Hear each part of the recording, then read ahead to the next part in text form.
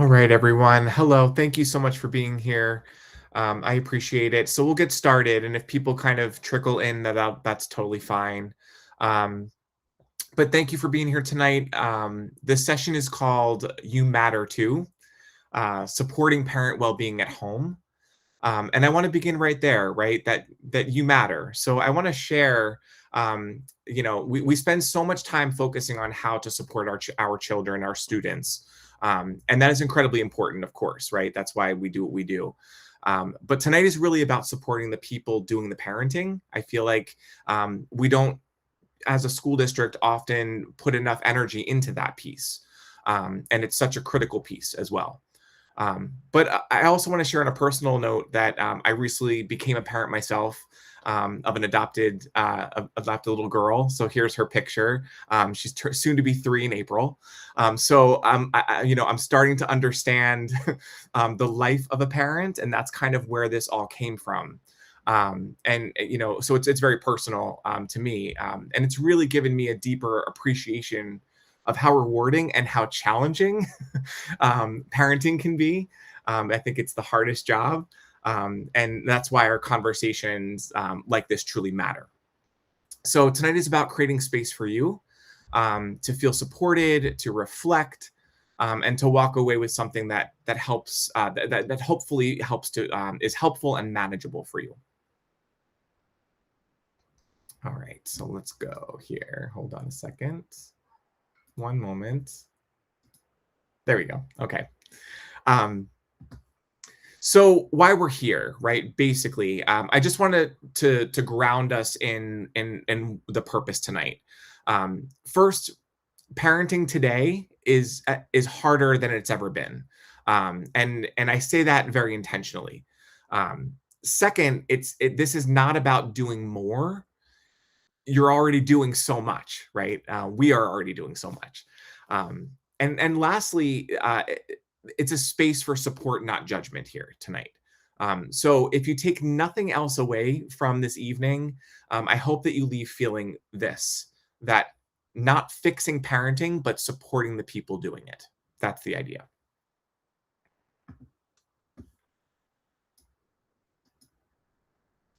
So really, tonight, what we're going to do is cover three things: normalizing stress, um, sharing practical strategies, and hopefully giving you some tools that you can actually use as soon as we get off the call. This is just very practical strategies.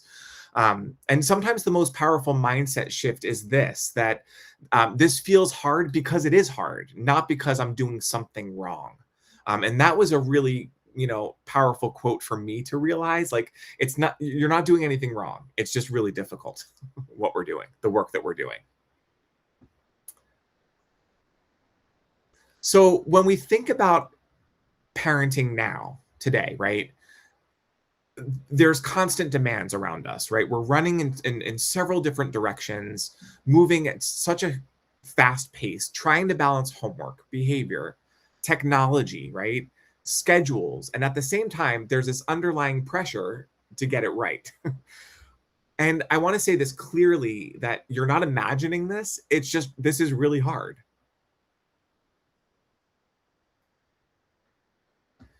So why well-being matters, right? We hear this a lot, I think, in terms of, I should be taking care of myself. Right? So here's why this matters so much. When parents are supported, right, kids benefit, right? So we know that. So children learn emotional regulation from us, right? We model it, and they pick up on, they are watching everything that we're doing. And they're watching how we respond to in stressful moments, how we recover from stressful moments. And when we're overwhelmed, it impacts our patience. I know for me, I can speak personally, our communication and our relationships.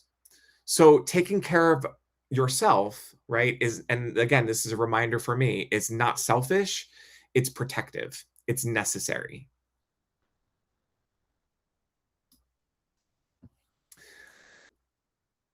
So naming the reality, let's name it, and kind of say what it actually feels like to be, what are those common stressors for parents today, right? We have time pressures, balancing work and home, feeling like you're always on, right? That's a new feeling for me. Coming home from work before, we adopted, I can go for a walk. I could do these different things to give back to myself. I don't have that luxury anymore, right? The second job starts as soon as you get home, as you all know. But then there's also managing technology, um, also challenging behaviors, right? And sometimes it can be it can feel, I don't know about you, but for me, it can be pretty isolating. Like you get kind of stuck in this perpetual loop of work, come home, parent, make dinner, do dishes, go to bed, and you do it all over again. It's like this Groundhog's Day, right? And it can be pretty lonely in certain instances. 100% rewarding, and also can be isolating. You can have both in the same space. So I'd like to take a moment and just have you reflect a little bit. You can share in the chat if you want to, just kind of type it in or not. Just take a moment. What feels most draining to you currently, right now, for your situation? Like I said, for me, I think the biggest piece is that the most stressful piece is not being able to unwind after a long work day. That's challenging for me. So if anybody wants to just put something in the chat or just take a moment, I'll give a little space for that.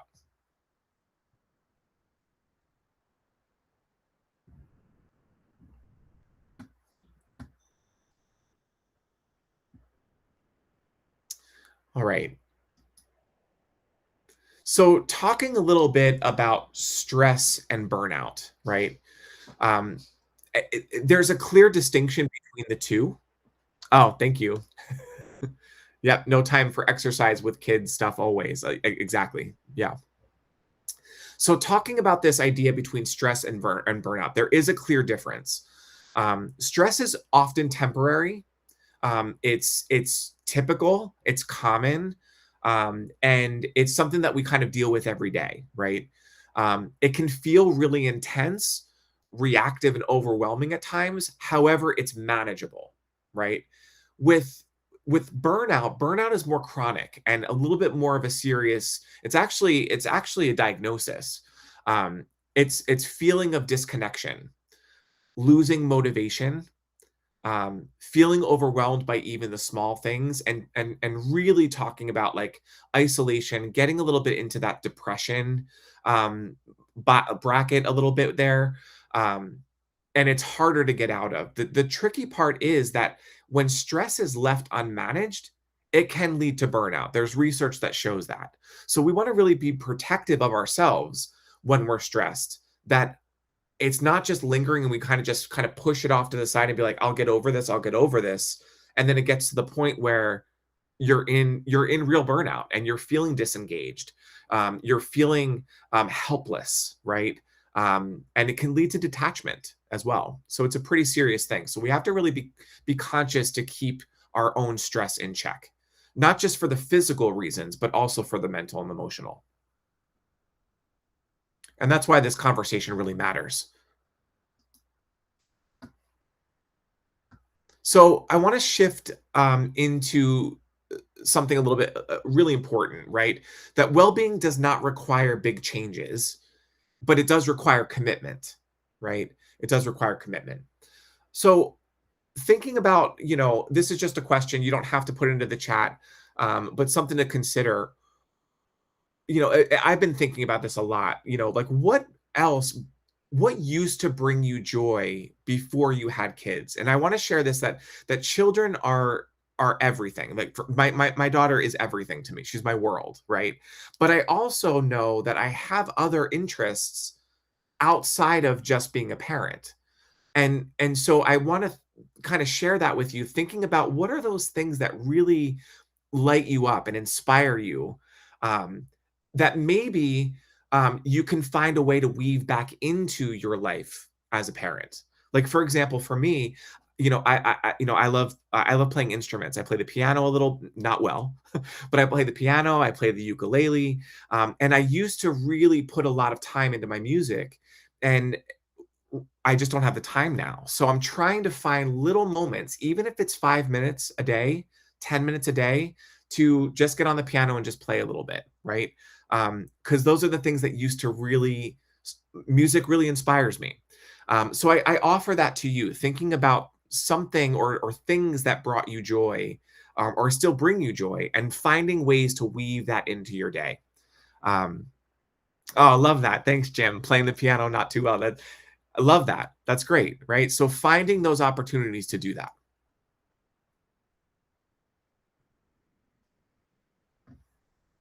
Okay. So it's about starting small, right? This is a little bit of chart. It has some ideas, some thoughts of intentional things that you can weave into your day, starting with 5 minutes, but all the way up to 30 minutes, right? But there are things like just breathing exercises. Again, I know it seems at this point cliche when we talk about taking a deep breath. I know for me, that's a must, right? It helps me to pause. It helps me to recenter. It helps me to take a beat before I react. So finding those things, even if it's just a quick walk outside. I've been trying to do that during the workday. Just during my lunchtime, just get out for even if it's one lap around the track, right? Just some fresh air. So finding those moments to bring into your everyday routine. And these things become must-haves, right? Not just, oh, when I have time. Looking at these things as this is just like we brush our teeth. This should be something that should just be organic and natural in your day. And consistency matters more than perfection, right? You're not going to be perfect. We're perfectly imperfect people, as humans. We're going to make mistakes, but it's about consistency. It's about coming back to the practice of giving back to yourself. I say that it is a practice. So again, I talked about building those simple routines, but also setting boundaries, right? So maybe, for example, there's two things that you can do. Maybe scheduling your self-care time, whatever you want to call it, time for yourself in the morning or during transitions, or in the evening, before you go to bed. So finding those times in your day, and each day can look different, but just making sure that you're consistent in doing something every day, and setting those guiltless boundaries. You know, saying no when capacity is low, and that's okay, right? Um, Taking a short break when emotions are high, just learning to kind of check in with yourself a little bit, and seeing what you need. It's kind of that idea of like when we're on a plane, they tell us to, put the mask on first on yourself before you help the person next to you. It's the same idea, like really making sure that you're putting time into yourself, making sure you're okay before you can give to others. Asking for help when needed, that's a great boundary. And again, dedicating that time is intentionally. And when we set clear boundaries and are intentional with our own self-care, it models healthy behavior for our kids, right? It gives them the permission to say, okay, yeah, this is something I'm okay. It's okay to give back to myself, right? And that's something that's necessary because I see my parents doing it.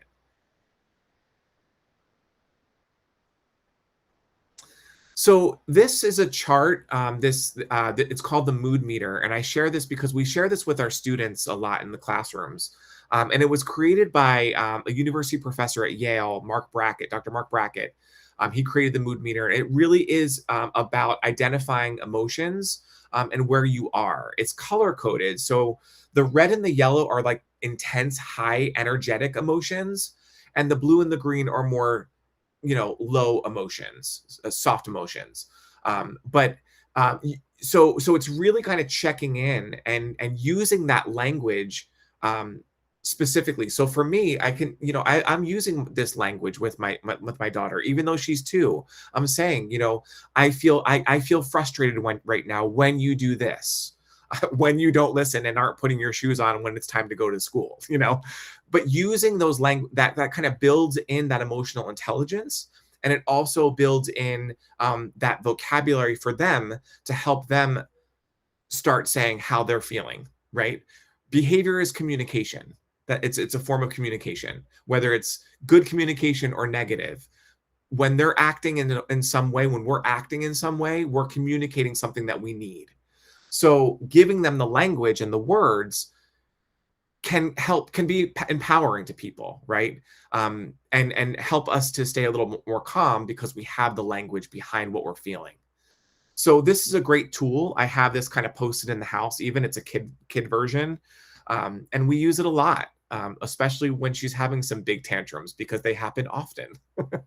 But it really talks about staying emotionally regulated, pausing and checking in, taking that beat, taking that breath. Even if you need to walk away for a minute and then come back, that's okay. That's modeling healthy behavior, right? Naming the feeling and responding calmly and firmly, but not reacting emotionally, right? That's the difference. So really kind of for me with this chart, when I look at this, I think about throughout my day, what are the triggering things in my everyday interactions with my daughter that really kind of spike up my stress. Yeah, and it's different for each of us, right? And I even do this when I was in the classroom. What are some triggering behaviors for me? And when I'm able to know what triggers me and how I react in those moments, then I can make a plan on how I can get through it in a more calm, emotionally intelligent way. So I offer that to you. Think about what triggers you, and then figuring out a plan to work through that. Whether again it's taking a breath, taking a walk, walking away, um, whatever that might be for you. Um, I find it very helpful in those high high emotional moments. As I said, they're very frequent. So regulation isn't about staying calm all the time, right? That's unrealistic. It's about noticing when you're activated and finding a way back to that regulation. Even a brief pause can change how a moment unfolds. So I love that quote. And really, it is just take a breath. Just take a breath. And that's something I really have to be conscious of for myself. I often, my Italian mother in me comes back, like my mom. I have my mother in my mind often, and we go from 0 to 10. That's kind of how I was raised. So when I find that I have to just, thanks, Jim. I'm in these moments of reacting. That's when I know, okay, Anthony, stop talking. Take a breath. Just stop talking. So this is probably the most important part of tonight, I think, is this idea of repairing relationships. It's repair over perfection, right? You will lose your cool. It's going to happen. Like I said, we're human. Conflicts will happen, right? That's around us. That's not the problem. The power comes in the repairing of the relationship, right? And repair teaches our kids accountability, it teaches them emotional safety, and it teaches them trust. Like this happened to me this morning, right? We were again one as you probably picked up, one of the triggering moments for me is getting my child out the door in the morning. It's stressful because I'm on a schedule and I'm and sometimes she doesn't want to go to school and she just wants to play. And that happened this morning. So I had to take a moment, walk away. She had some big emotions, big tears. It took about maybe 2 or 3 minutes. I gave her some space. And then I came back, right? I came back and I said, you know what? Let's repair. I use that language. Let's repair it. Let's repair it. We got to hug it out. Let's talk about it. We got to hug it out. We can't leave until we fix this, right? I love you. This happened and it's okay, right? So just taking that time to show that we're going to get upset, giving them that space to be upset and not shaming them for being upset or reacting in a way that wasn't the most appropriate, right? They're still learning. We as adults are still learning. But coming back to that repair, that relationship is so crucial and important, right? And that can sound like a couple different things, right? So it can look like, for example, you know, I'm sorry I yelled. That wasn't okay, right? Taking that accountability for yourself. Or I felt frustrated, but that's not your fault. I was frustrated with the behavior, not with you. Or can we try it again? I love you, right? Those are some things that you can, that's some language that you can use for repair. Um, Children don't need perfect parents, right? They need parents who can repair. Repair doesn't require a long conversation, it requires honesty and it requires care. So here are a couple of those talking points, right? Example of that language. I felt blank, but that's not your fault. I felt blank when you chose to blank, filling that in. But always, can we try again? Let's start again. I love you, right? That happened. Let's move on. It's all about the reconnection, taking responsibility when without excuse, right? And validating your child's feelings, reconnecting from that place of love, and never blaming. Never blaming. It's not helpful. So your support system is crucial as well, right? Parenting is not about doing it all by yourself. So finding those supports in your circle, family, friends, maybe it's a school staff, right? Reaching out to community resources, professional supports, parenting support groups, right? There are so many things out there outside of what we think of as our own support system.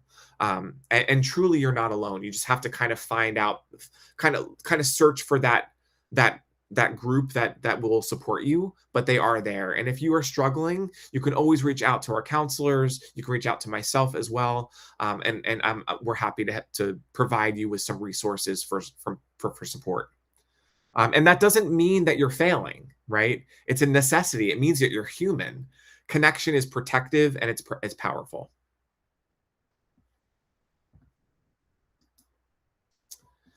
So just a little bit of a reflection and some takeaways here before we kind of move on with the evening. As we close, I leave you with this: that you're not expected to leave here doing everything differently. If one idea sticks with you from tonight, I feel like that's enough. Starting small changes over time build strong relationships. So I just want to say thank you so much for showing up. Please make sure that with the final thoughts I kind of share with you is that conflicts will happen. Think about that repair piece that restores relationships. It models accountability, and also children learn resilience through that repaired relationship.